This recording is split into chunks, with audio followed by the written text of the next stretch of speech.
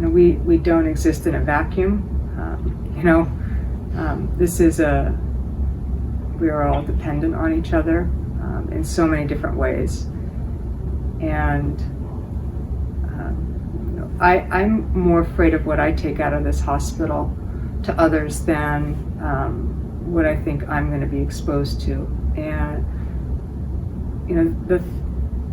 I've had patients who have passed away here, whose children gave them COVID. We had a nurse here whose husband died of COVID here, and I cannot tell you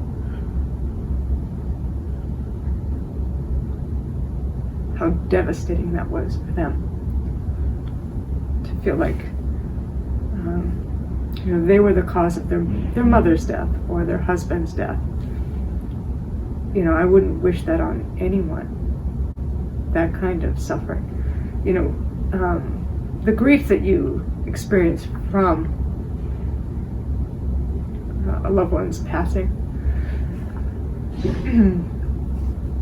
is normal, and so, but to add onto that a feeling like you're somehow responsible for your loved one's death or your friend's death, who would want to risk that? And for what?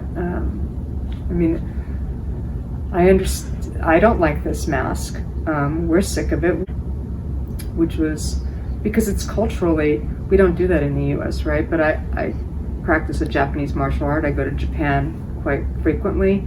Everybody wears masks in Japan when they're sick because it's seen as a sign of respect for the community that you live in, that you don't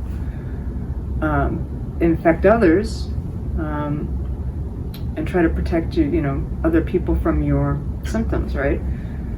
So I understand, culturally this is a big shift for us,